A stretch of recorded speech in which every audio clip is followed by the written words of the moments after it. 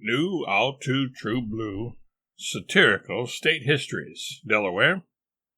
Excerpt from the New All Too True Blue History of Delaware. Time immemorial. The first Delawarean. The first Delawarean was a Delaware Indian named Lenny Lenape. The state, and thus the tribe, was named for Lenny's equine companion, Della. Della was what is known as a clothes horse. Sometimes she wore not only saddles and saddle blankets and all that truck, but even straw hats with holes cut out for her ears. When feeling whimsical, Della would put flowers in her hat.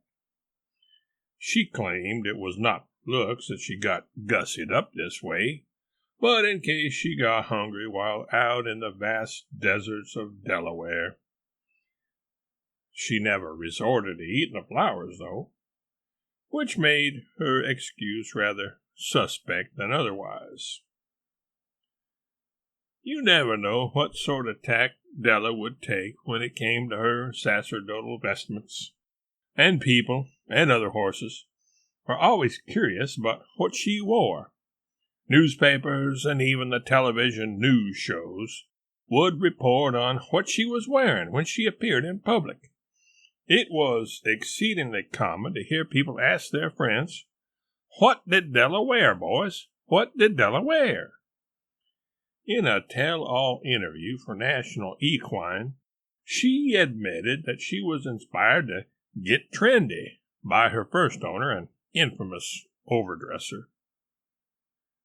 Our tireless archivist dug up this photographic evidence of that.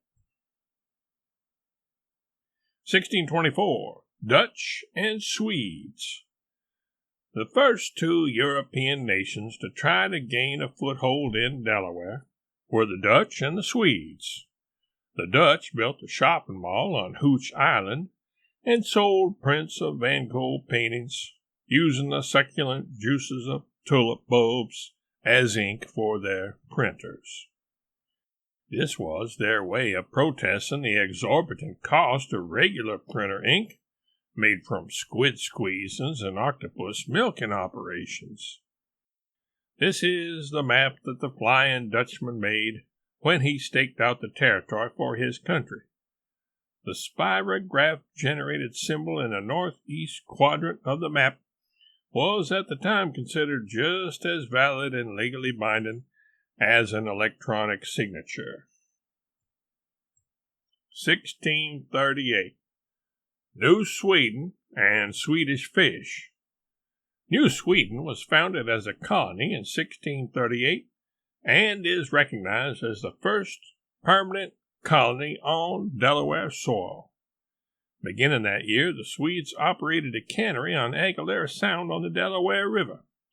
This port is of historic import because this is where Swedish fish were invented and manufactured, mass-produced. Here is a sample copy of this delectable health food. The picture is printed with Swedish fish juice, and so for that reason it is edible. Just rip it out of the book when nobody is looking and scarf it on down your gullet. 1655. New Netherlands conquers New Sweden. Sadly, the Dutch and Swedish colonies did not coexist amicably due to the disputed Kashmir territory that divided their two colonies.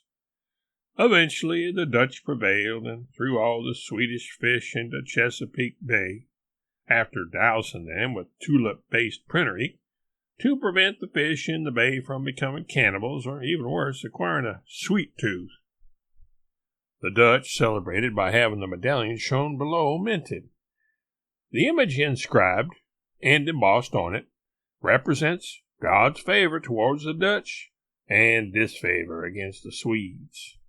This is clearly seen by the cloud raining on the Swedish church. 1664. Brits boot the Dutch. Maybe God didn't really favor the New Netherlands colony after all, because Dutch supremacy in the region was short-lived. In 1664, those pesky Brits kicked out the Dutch. The British didn't really want Delaware, but finally got riled up against the Dutch when it was reported to them that the Dutch were claiming that Van Gogh was a better playwright than William Shakespeare. They claimed this because Van Gogh had written, "All the world's a stage. All I want is to be allowed to operate the trap door." Fortified by Swedish fish provided by New Netherlands' old enemies, the Brits won a decisive victory, and there was a new boss in town. 1701. Delaware goes its own way. Delaware formally separated from Pennsylvania in 1701. Delaware wanted Pennsylvania to pay them Allegheny, but since this was a simple separation and not an actual divorce, disinterested barrister Ben Franklin denied their suit. 1763 to 1767. Mason-Dixon tug-of-war. The borders around the rivers in that area being fluid, even fluider than the rivers themselves, it would seem, Delaware and its neighboring states, Pennsylvania, Maryland, New Jersey, and Alaska, were constantly squabbling about who owned what exactly. Tired of fooling around, the states in question finally decided to settle the dispute by hiring two out-of-work surveyors, Dave Mason and Willie Dixon, to determine who owned Delaware, or who owned which parts of Delaware, or which parts were Delaware. Wanting to speed up the process so they could get back to the tavern, Mason and Dixon drew a line in the sand and conducted a tug-of-war. This was called the Mason-Dixon line. But the tug-of-war was a standstill, a draw, with no team giving or gaining ground after straining at the rope for several weeks. So the competitors, shrugged their collective shoulders and played scissors for it. The British cheated and won. This is a map that was created after that not-to-be-undervalued historic watershed event. The pink pieces are parts of Delaware. The rest was given to France so that the neighboring states wouldn't get any. The Brits were kind of petty that way. 1777. Battle of Brandywine.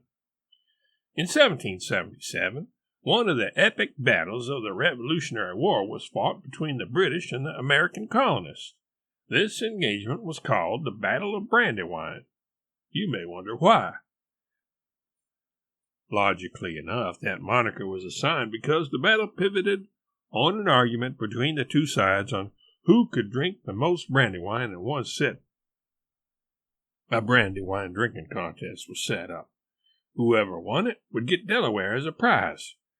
Gamblers often put it all on the line or table back then. As the Brits had more practice and were better prepared, having not drunk anything for 24 hours in advance, and thus being exceedingly thirsty, they won. I didn't want to mention it, because it's kind of embarrassing. But gorgeous George Washington was there at the contest. Embarrassing because his side lost, and because Mr. Washington refused to even drink any of the Brandywine, making the lame excuse that he was holding out for Kirschwasser. You can see evidence of Washington's presence in the inscription below, made by Paul Revere in his spare time, as he was riding a horse in the dead of night through Boston. Good place for a Brandywine drinking contest, no?